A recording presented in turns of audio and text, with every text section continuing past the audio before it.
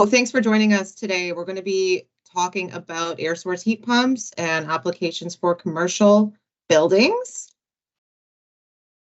Our agenda today is going to be a general overview of air source heat pumps, talking about some common HVAC systems that are found in commercial buildings. We're going to lightly touch on installation processes. We're going to talk about some common myths, motivations, and barriers in the market. And then we're going to introduce an upcoming full day in-person training session that we are going to have on the same topic. And we'll save some time for Q&A if possible at the very end. It is a pretty tight timeline, 1 hour, so I do want to get going.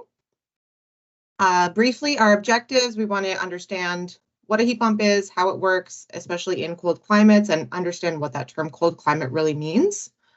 Understanding the benefits of heat pump adoptions, the common myths and applications in commercial buildings.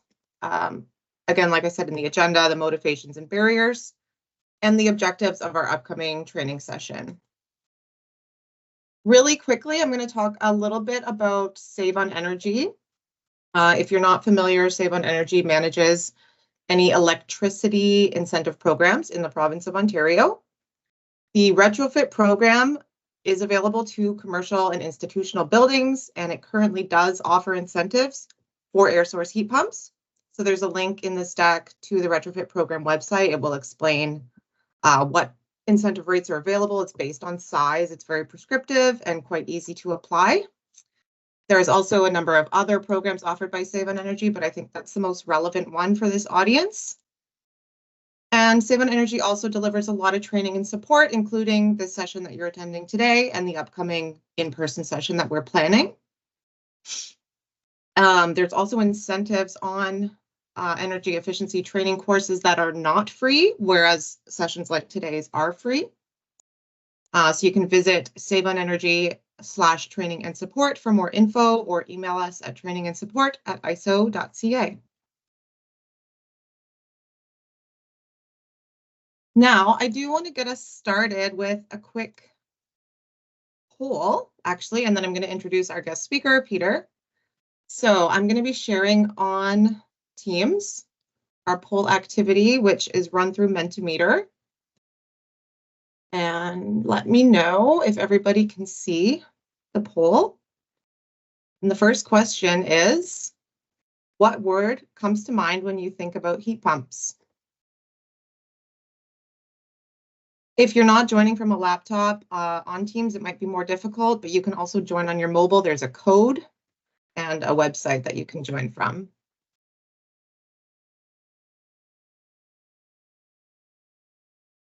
Welcome. Electrification, emissions, climate, efficiency, savings, COP, compressor, decarbonization, refrigerants, fuel switching, electricity cost rising, temperamental. That's an interesting one. I'd like to dig into that a little bit. What we got on there? Better than gas, initial cost. Okay, a lot of these things, ooh, magic. That's an interesting one too.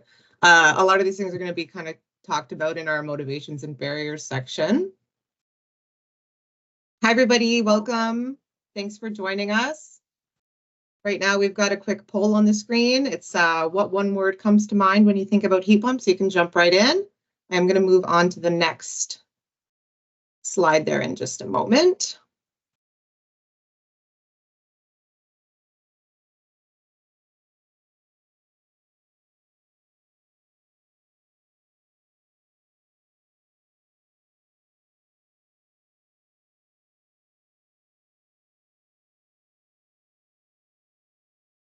Okay, the next question we've got, wait one sec. Here we go. What experience does our audience have with heat pumps so far? So maybe in your own home, maybe you're a sales rep, maybe you're into design, installation, or some other experience.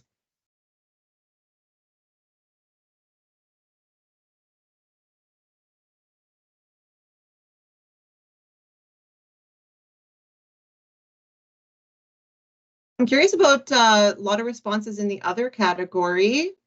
If you want to just type in our meeting chat, maybe tell us where you're joining us from or what that other experience might mean.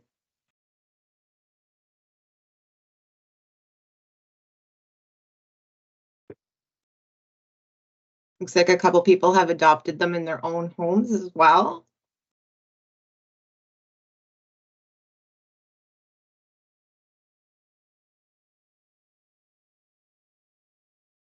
Building operator, okay, great. Commissioning agent, awesome. Property owner, energy team. Okay, I'm going to go back to our slide deck and I'm going to introduce Peter right off the bat. Peter, why don't you come on and tell us a little bit about yourself, and then we'll get started on the next steps. Oh, well, thanks, Megan. Good morning to everyone. I have a fairly long background in heat pumps, started back in the late 70s, early 80s, and have a well-rounded experience in residential, commercial, industrial heat pump design and application.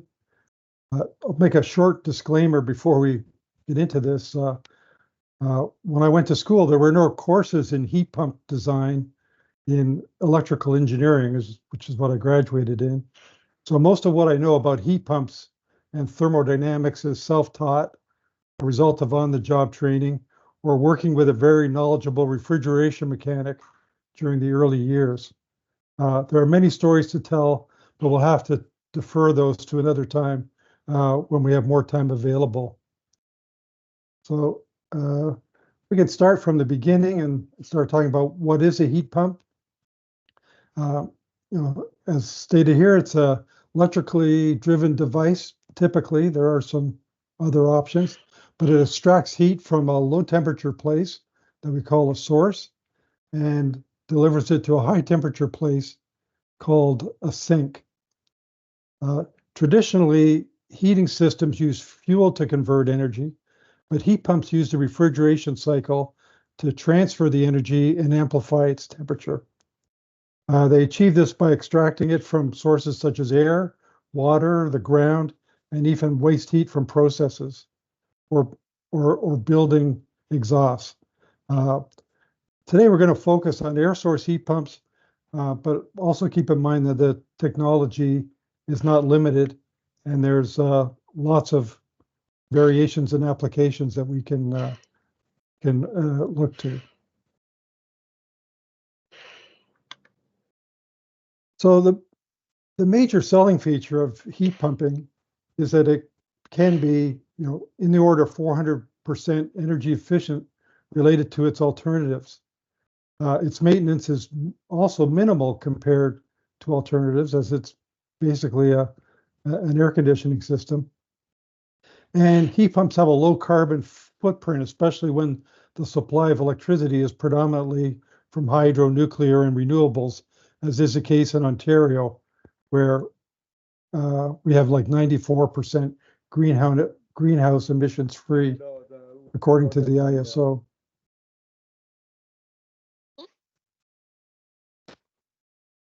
So in summary, Thank you.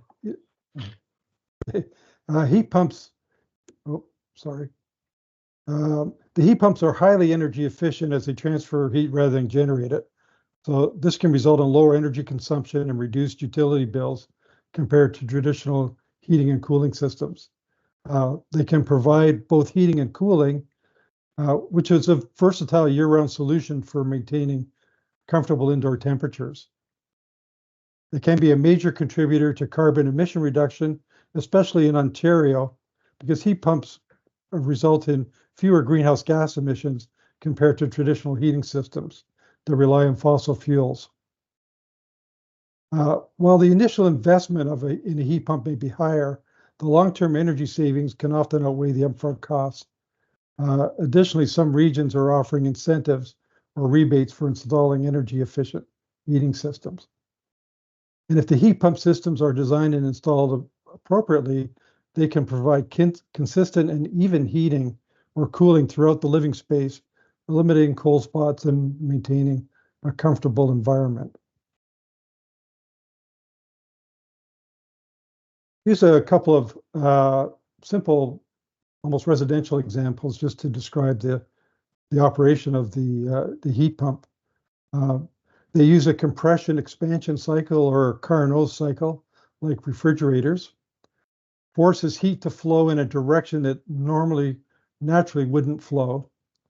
And air source heat pumps typically have an indoor coil, outdoor coil, a compressor, expansion device, and reversing valve. During the cooling mode, which occurs in the summer and is indicated on the right-hand side, the system acts just like an air conditioner.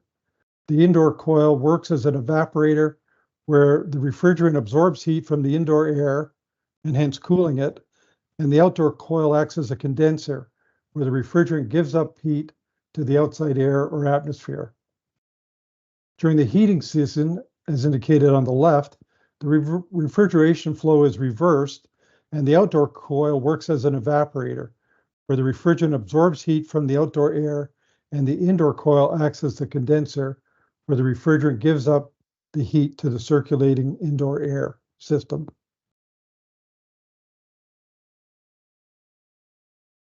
The performance of a heat pump can be defined in a number of ways. The most common is the coefficient of performance, which is the ratio between the rate at which the heat pump transfers thermal energy, typically measured in kilowatts, equivalent thermal kilowatts, and the amount of electrical power required to do the pumping in electrical kilowatts. For example, if a heat pump used 1 kilowatt of electrical energy to deliver 3 kilowatts of heat, the COP would be 3. The EER is a ratio which is similar to the COP, but it describes the steady state cooling efficiency of a heat pump. It is determined by dividing the cooling capacity of the heat pump in BTUs per hour by the electrical energy input in watts at a specific outdoor temperature. ER is strictly associated with describing the steady state cooling efficiency, unlike COP, which can be used to express the efficiency of a heat pump in heating as well as cooling, if we stay with common terms like kilowatts. Because the COP and the EER can vary with outside temperature, we use seasonal performance metrics to get a better estimate of performance over the entire heating and cooling system. On the heating season performance side, the HSPF is a ratio of how much energy the heat pump delivers to the building over the full heating season, measured in BTUs, to the total energy input in watt hours that it uses over the same period. Weather data characteristics are usually long-term averages of climate conditions are used to represent the heating system. And typically the calculation is limited to a single region and it may not represent the full performance across Canada. Some manufacturers can provide these factors for other climate regions upon request. However, typically it's reported for Region 4, representing climates similar to the Midwestern US. Region 5, and these are ASHRAE regions, I believe, would cover most of the southern half of the province in Canada, from the BC interior through New Brunswick. The seasonal energy efficiency ratio is similar to the heating season, except that it talks about the cooling ratio, the cooling efficiency of a heat pump over the entire cooling system. It's determined by dividing the total cooling provided over the cooling season in BTUs by the total energy used by the heat pump during that time. Again, the SCER is based on climate with an average summer temperature in the range of about 28 degrees Celsius.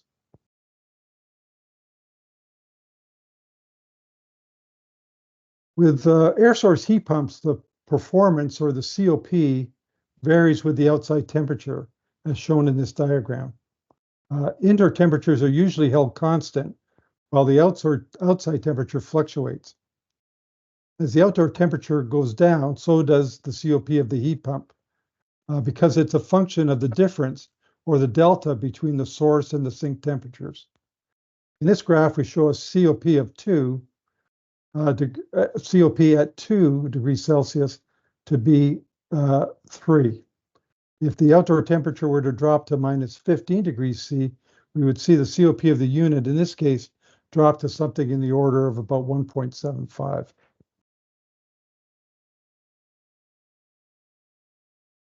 Here we have a coefficient of performance of heat pumps, just a worked example, simple example.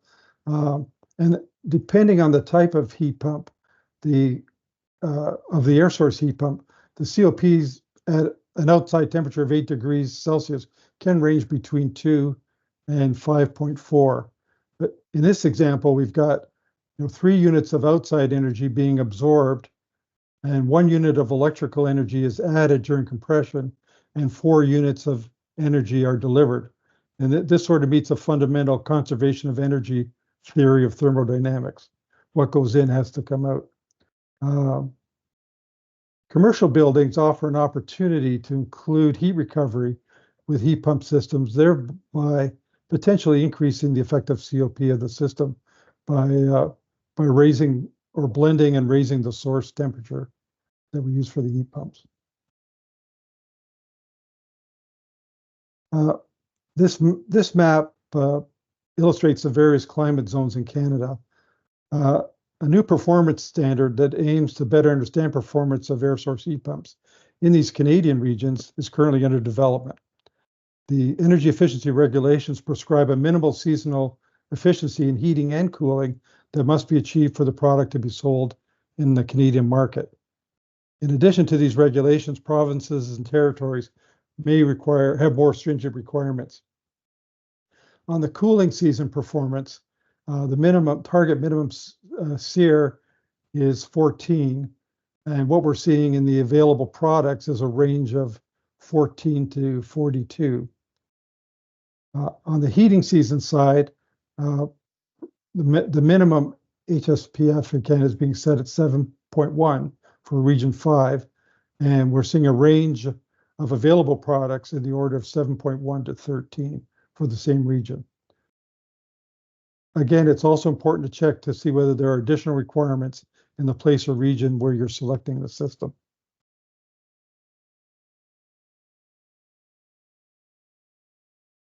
Even at sub-zero temperatures, the outside air contains heat. With moderate temperatures, the performance of a heat pump is still very efficient and can range in the 200 to 300%. As the outside air gets colder, the delta T to our indoor set point increases and thermal performance drops. Studies from Scandinavia are showing that even outside temperatures in the minus 25 to minus 30 degrees Celsius, the COPs can remain above 1 or 100%, which is still more efficient than the most efficient furnace, boiler, or electric resistance heaters. To be classified as a cold climate Energy Star heat pump, air source heat pump, it must be able to maintain a coefficient of performance of at least 1.75 at minus 15 degrees Celsius, as indicated on the graph. These graphs show the performance of different types of heat pumps over the outdoor temperature range, and you can see that some models are better at maintaining their COP at lower temperatures. The performance is highly dependent on design factors such as heat transfer, airflows, compressor selection, type of refrigerant used, piping, and defrost strategies of the units. But I would say in general, a more robust design leads to higher performance, lower maintenance, and a longer life. Now, when we're trying to size a heat pump, we're looking at the optimum point because the amount of heat needed at different outdoor temperatures varies. And as this graph shows, the coldest days represent a small percentage of the total heating system. In the GTA, the outdoor temperatures are shown in terms of the cumulative percentage of heating needed at the outdoor design temperature. of minus 20 to an indoor room temperature of plus 22. What we're showing here are the most recent cold and mild winters in this graph. And it shows that about 70% of the heating requirement occurs in the shoulder months, i.e. fall and spring-like conditions, while 30% of the heating requirements occur in sub-freezing conditions or winter-like conditions. It is important that the selection of a heat pump considers this to ensure the heat pump works for most of the heating season. If not, the occupant will be spending more money on fossil fuels or electricity depending on the backup system. A way that we try and determine the optimum selection is to handle because most conventional heat pumps may not be able to handle the entire heating load, and below that temperature we have to rely on supplemental heating. So we use a thermal balance point, which we describe as the outdoor temperature which the heating capacity of the air source heat pump goes below the heating load. That is, it can't supply all of the required heat. As the outdoor temperature drops below this point, supplemental heating is required. We can call this backup heating or auxiliary heating, and it can be in the form of electric strip heat or using an existing heating system, i.e. a gas furnace or gas boiler. In addition to providing supplemental and backup heat for the heat pump, this auxiliary heat can be used as emergency heat for safety purposes. Where the incremental cost is small or it's easily achieved, it is recommended that you size the supplementary heating to meet the entire heating load at design conditions. Other considerations could include, looking at the small incremental cost to install electric strip heating. It may be more economic now to have electric backup due to the ultra low overnight rates in Ontario, as nights tend to be colder than the daytime. Cold climate air source heat pumps can reduce the need for supplemental backup heating, as their output doesn't drop as much at lower outdoor temperatures. Thanks, Peter. Just to shake things up a little bit, I'm going to bring Mentimeter back up. We have a quick multiple choice quiz.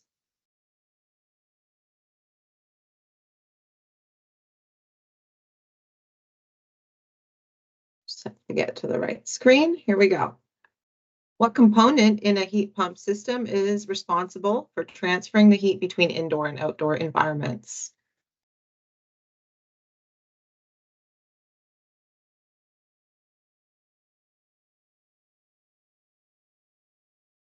We got a 50-50 split going.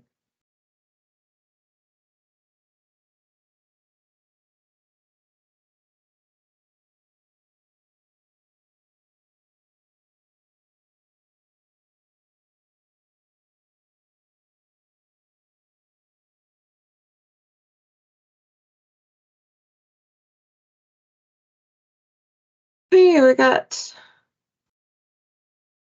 quite a few responses. I'm going to move on to the next one. Correct answer for this question is the compressor. Can be confusing because, as Peter was describing earlier, the indoor and the outdoor units kind of change roles depending on what season we're in.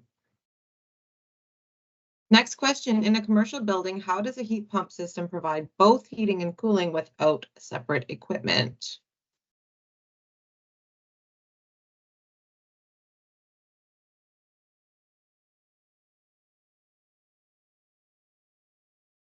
All right, looks like everybody's on board with this one, reversing the refrigeration cycle.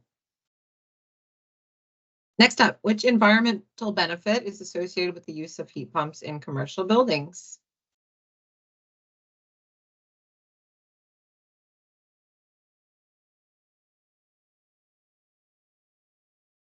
Looks like we're all on board there too. Reduced greenhouse gas emissions. It might not be true in all areas, but in Ontario, it certainly is.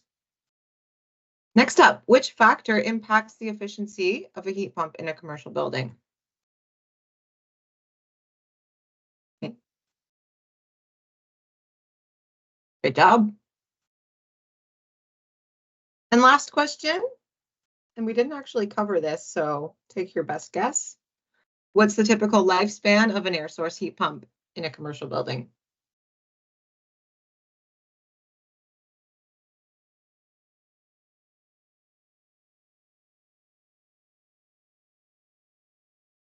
Great. I think 15 to 20 years is pretty typical, and certainly longer life than that is possible if you really take care to maintain the equipment over time. And now back to our presentation.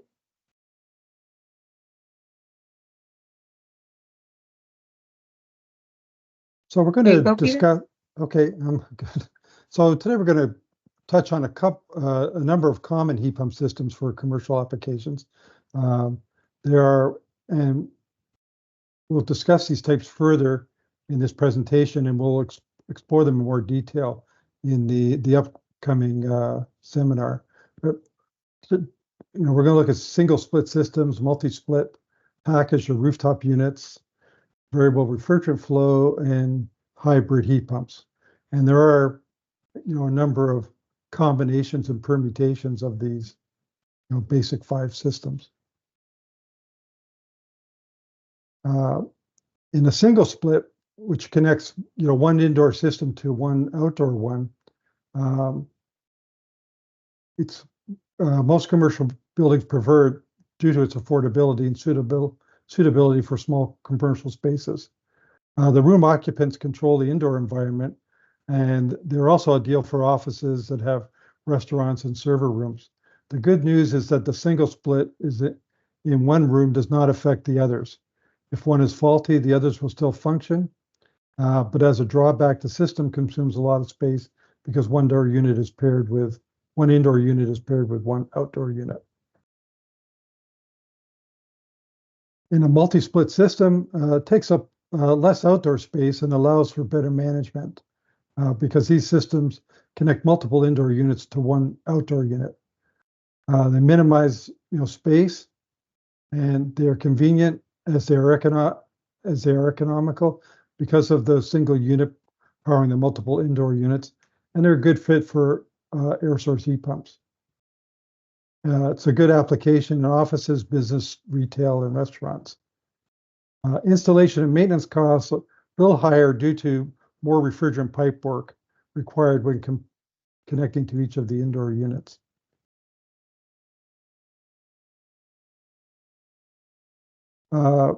Rooftop terminal units, this type of HVAC for commercial buildings combines everything into one unit. Everything installed right outside of the building, usually on the roof. Buildings without mechanical rooms are good candidates for this type of system.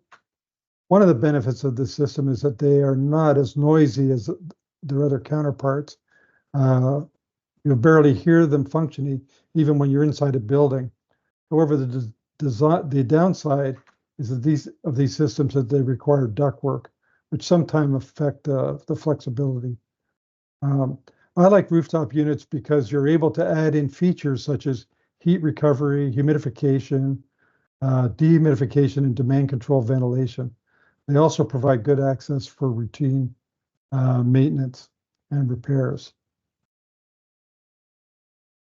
A newer addition is variable refrigerant flow. It's referred also as the variable refrigerant volume, like the multi-split systems that links multiple indoor units to an exterior one. The VRV is ideal for facilities that need customized cooling and heating in zones of office buildings, factories, and restaurants. However, the system's cost and installation are high compared to the other options. The VRV system is capable of capturing heat from warmer spaces during the cooling procedure and redistributed to other areas requiring heating.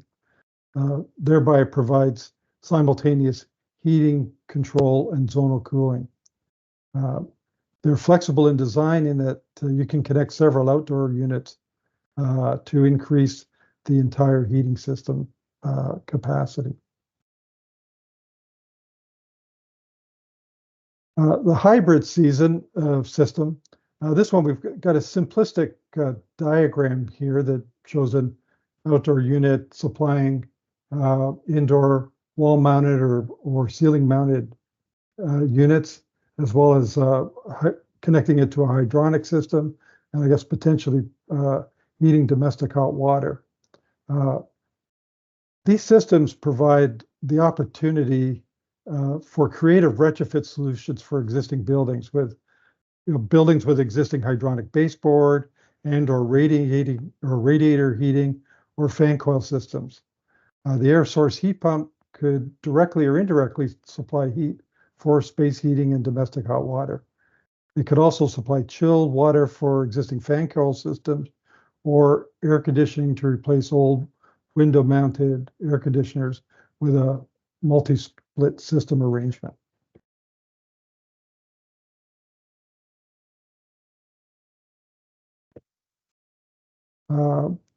So in summary, between these 5 systems, the single split system, it's generally energy efficient for smaller spaces in individual rooms. The multi-split system enables better control over individual indoor units, allowing for customized temperature zones. Rooftop units, it's very customizable, and the accessibility on the roof simplifies maintenance and repairs. Variable refrigerant flow systems offer simultaneous heating in some zone while cooling others. So they're very flexible, although a little bit more complicated.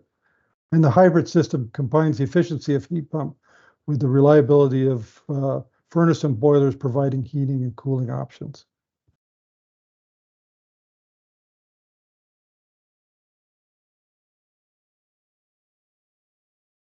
Early steps in the development of a project, I would say, or if you're deciding to get into installing or using air source heat pumps, I would consider, the relevant codes and standards and regulations need to be reviewed to ensure that health and safety considerations are properly addressed, especially with all the different types of refrigerants that are available. Also, you should assess the existing heating and cooling system types, location, and typical layouts, especially if you're a supplier or contractor, your customer base or the building that you're building that you're managing. It's also to consider occupancy and usage patterns.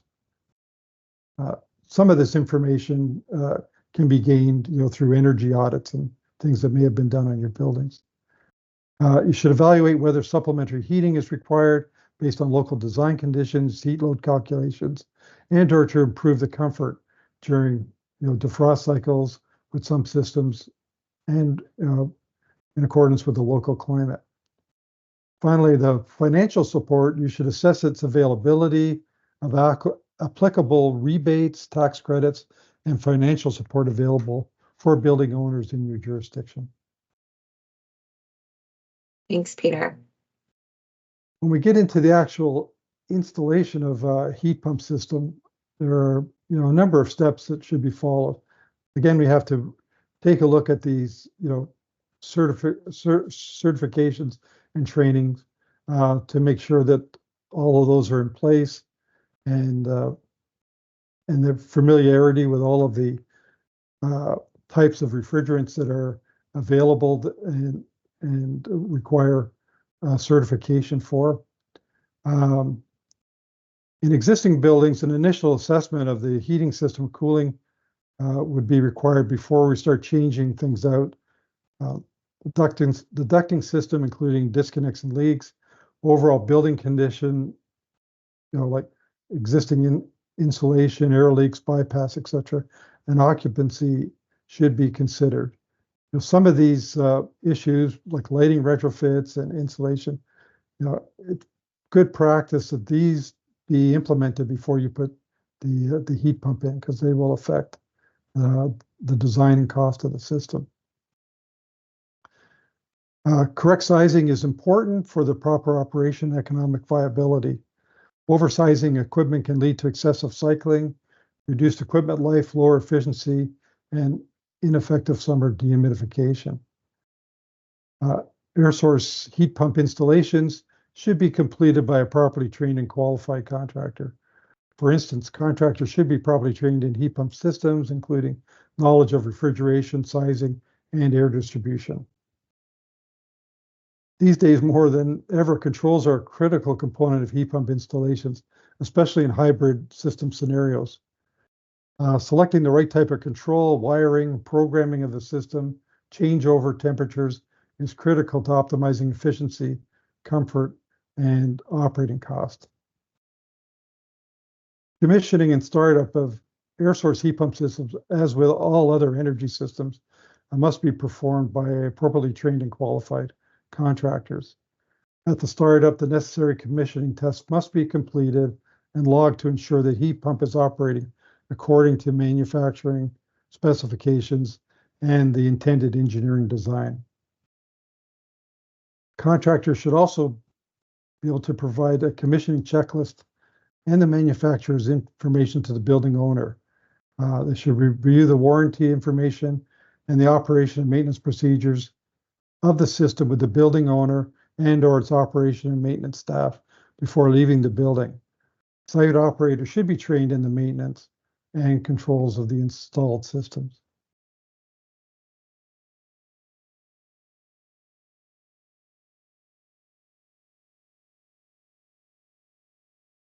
Thanks, Peter. I'm going to invite a little bit of a discussion. I think we're doing pretty well for time right now. We've got about 20 minutes left. Does anybody have a story, good or bad, that they wanted to share with the group?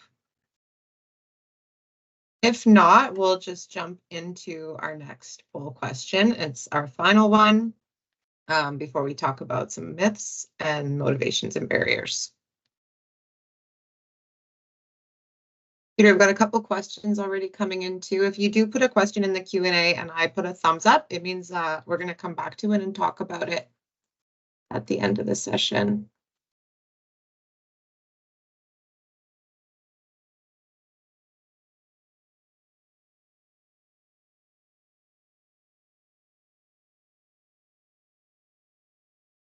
Okay, I'm going to open up the Mentimeter last poll question.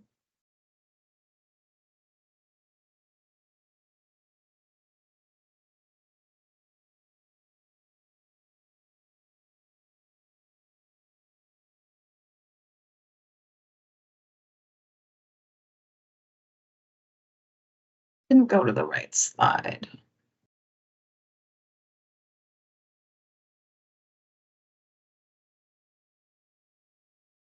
There we go.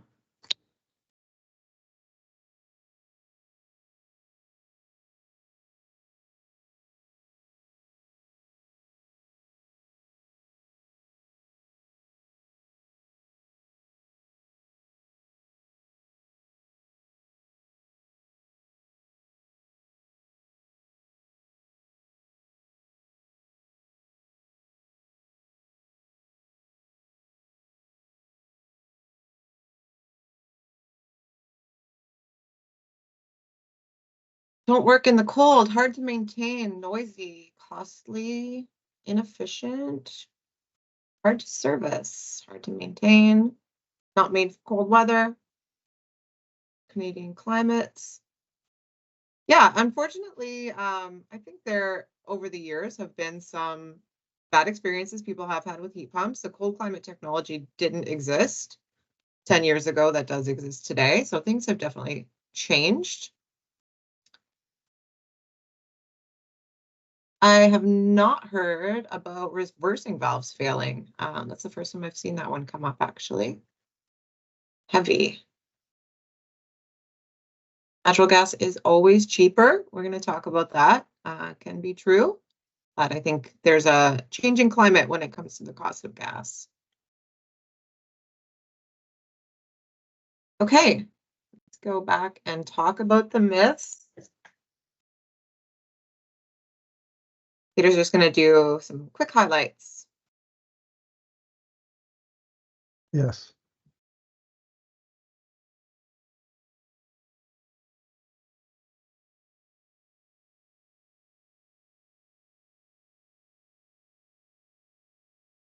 Now, in terms of Ontario is too cold for heat pumps to work. Heat pumps can officially operate in a wide range of temperatures, including cold regions, and we're seeing more advanced technologies come out to improve their performance in colder temperatures. Now, the ability of heat pumps to operate in the colder temperatures, as we talked at earlier, the COP drops as the outside temperature, so a lot of care has to be taken in selecting the heat pump and sizing it for the heating, the design heating conditions that you want it to work at. So it's a myth, but it's also something that's being addressed and something that you have to take care of when you're designing and selecting a heat pump system.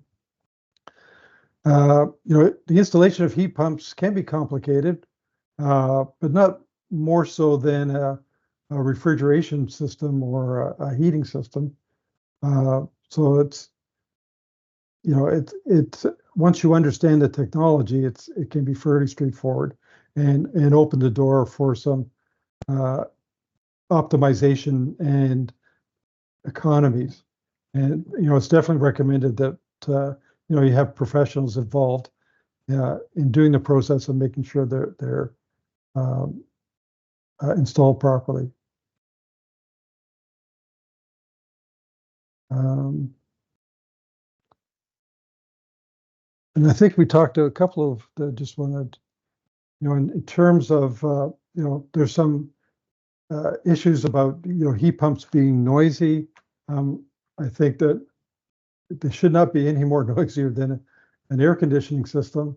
And the issues around noise generation are usually addressed, in the proper installation and making sure that there's vibration isolation and is done properly to the manufacturer's standards. And the manufacturers are definitely working on quieter fans, quieter compressors, and things like that. So if you have a noise problem, it's probably something with the installation or the design of the system. Thanks, And Peter.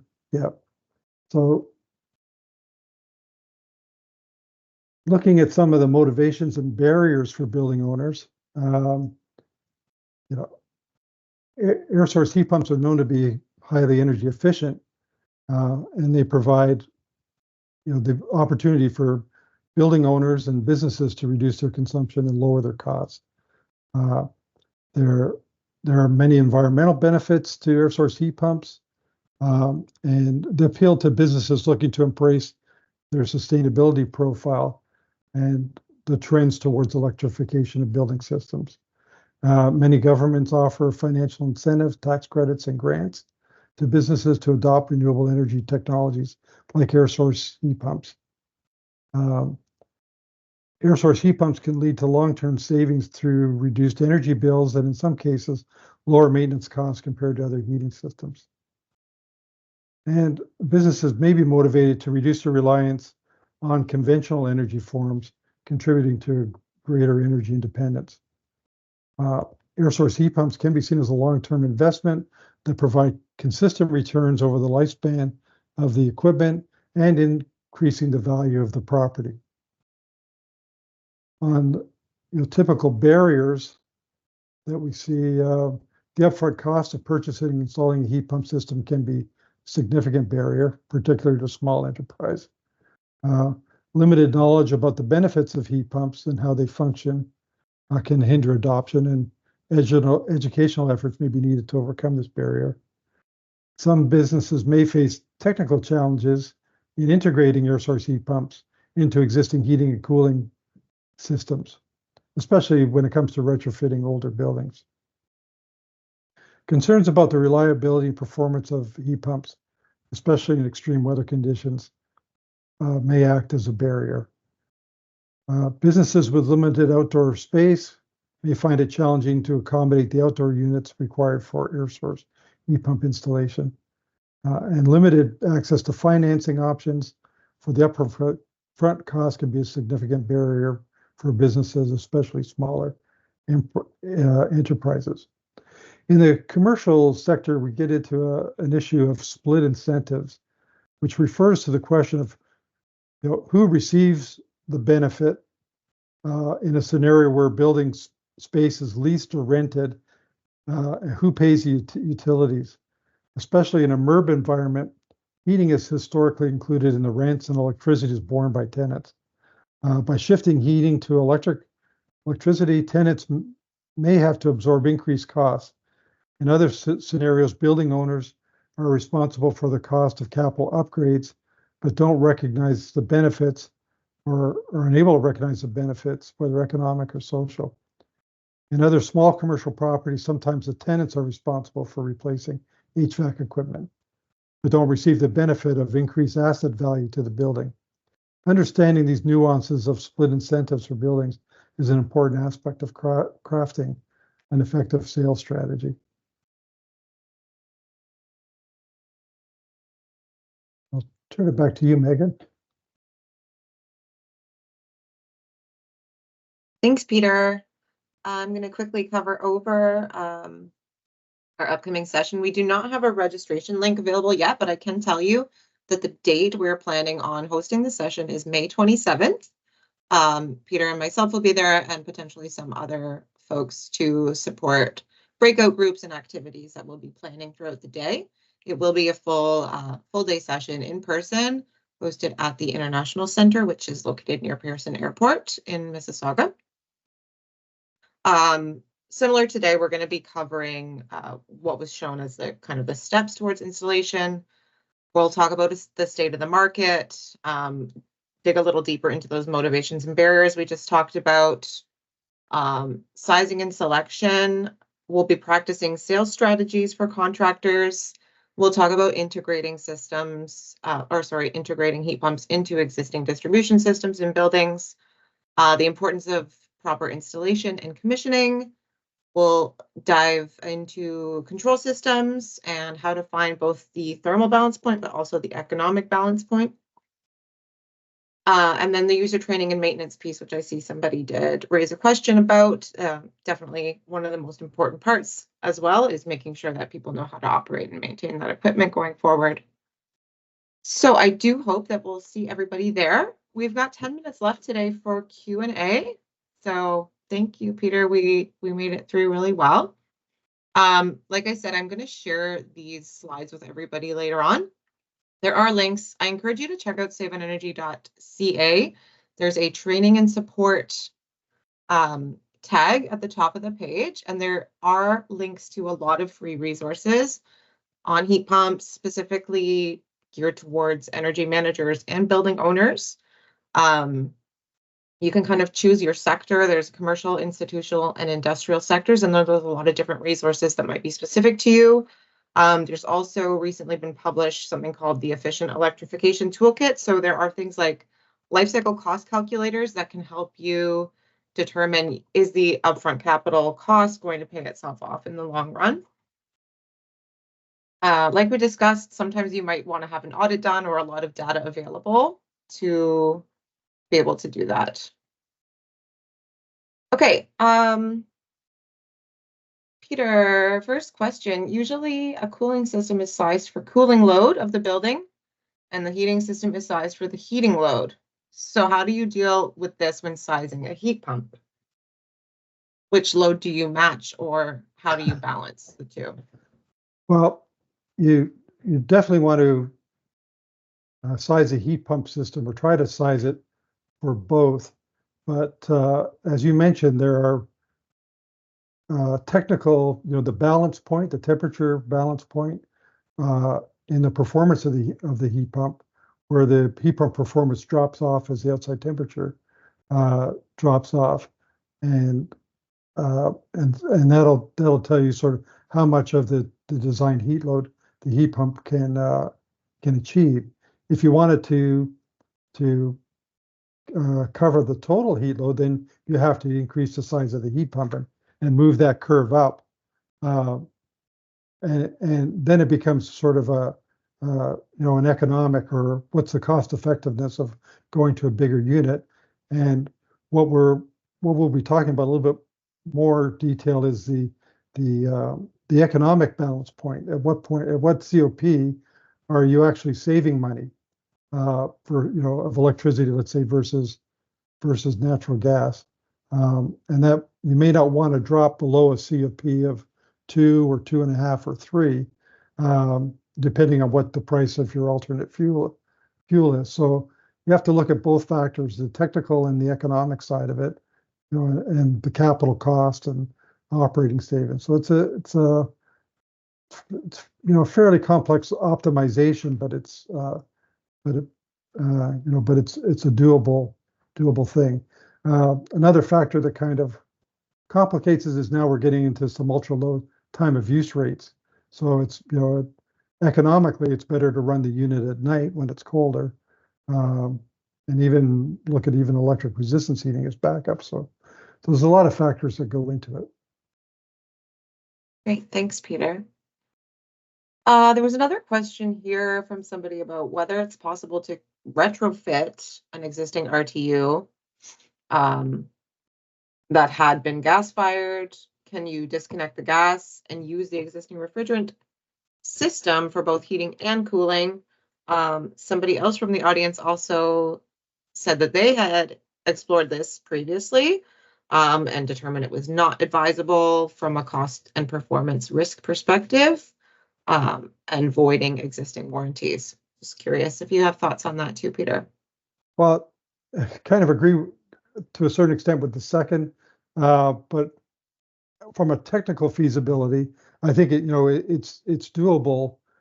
As I mentioned, with rooftop units, you have some flexibility. You can change the coils, you can change the fan. So you could, my understanding is that there are kind of kits that are available where you can do that, but you're basically taking a packaged unit and converting it and customizing it for special application. It might make sense with older units who are kind of outside of their warranty, so warranty is not an issue, and your options are, buying a new unit, which you can do. You could buy an air source heat pump unit with lots of bells and whistles to replace the existing one, or you can look at modifying an older unit by installing new coils and compressors, expansion valves, and things like that. So as I mentioned in the presentation, RTUs give you a bit of a creative opportunity, but again, the factors that were mentioned, the cost benefit and warranty issues, and obviously whoever does it would need to know what they're doing and understand refrigeration and heat pump operation. Yeah, that's a good point. I mean, I would accept that challenge myself in my younger days, but again, I agree with erring on the side of caution moving forward. Definitely. We've got a comment from Mike Edwards that their current approach to piloting hybrid heat pumps is focusing on provinces that do have clean electricity grids, like BC, Ontario, Manitoba, and Quebec. At the time of end-of-life replacement for rooftop units. When should we consider making recommendations to shift other provinces? I.e., when will their grids be cleaner, and which order of provinces looking into the future? So this is a pretty challenging question. I don't know that either Peter or myself have the answer to it. I think if you look at the overall Canada's sort of climate objectives, I would like to think that all of the electric utilities across the country are slowly going to be shifting to a cleaner grid. I don't know who's prioritizing that. I would say Alberta is probably last on the list. But yes, definitely a challenge. But there are other reasons for people to make the switch too. I know Nova Scotia, for example, I used to live there. They have a pretty dirty grid, but there's not a lot of natural gas available. They rely on diesel a lot of the time. So it might make more economic sense for folks there. And there's still some emissions reductions when you're going from oil to even a dirty grid. And theirs is not particularly clean.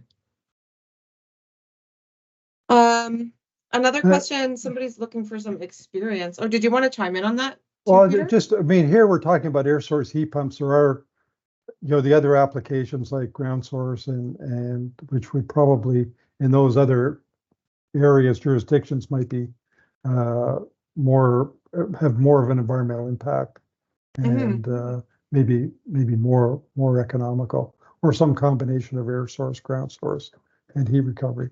I know there's a lot of knowledge in Alberta on heat pumps, which surprises me, given that over the years there hasn't been a lot of support for it. But I think there are options. Thanks. One more question here about experience installing a fully electric heat pump rooftop unit for retail application. At what temperature can the unit maintain its mode of operation in extreme cold? How have they performed? What manufacturers? So we don't really make recommendations as representatives of Save on Energy on manufacturers, but I think checking out all the capacity tables of equipment will tell you what their performance will look like at those extreme cold temperatures. I think there's a lot of variability from different manufacturers and models on the market. Yeah, I think as we mentioned in the presentation, it's all, the if you're going to have a backup or auxiliary system, you want to size it for security reasons or safety reasons to do the whole heat load. But in terms of electric resistance heating, you can bank the electric resistance heaters to bring in a 1 or 2 or 3 as required, and you may have more flexibility in where you locate those heaters, so that you can run the heat pump and just truly supplement the heat with electric heating. So I think there's lots of flexibility that could be incorporated in, and in Quebec where the costs are lower, it would be, more economic. Great, thanks. Somebody's got a question here. When would it make sense to install a ground source heat pump? So really quickly before we Hang on. we break here. We talked about air source heat pumps a lot today. I don't know if people just mind muting themselves. You can play for like 20 minutes, sure.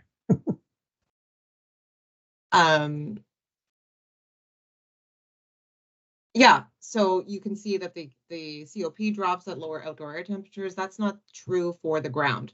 So Ontario is a very large province. We've got 4 or 5 climate zones, I think, according to the ASHRAE zones, just located in Ontario.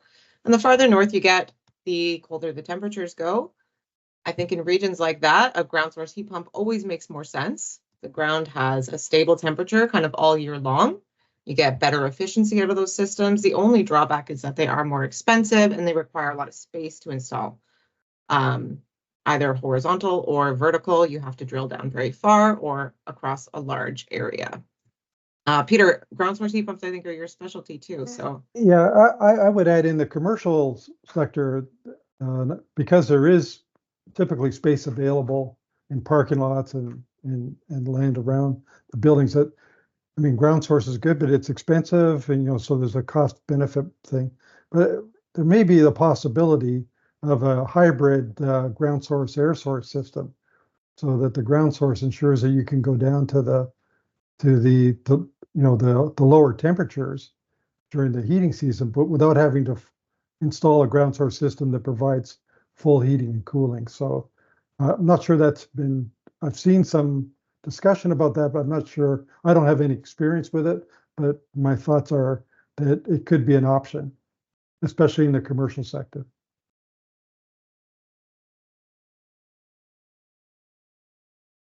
great. One more comment here is just about the refrigerant transition that's being talked about right now. I know in the US it's kind of a big thing.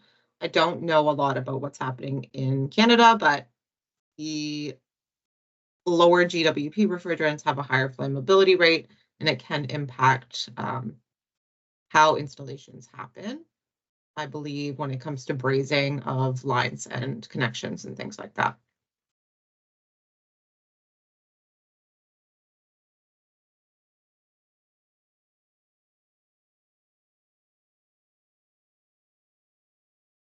Okay.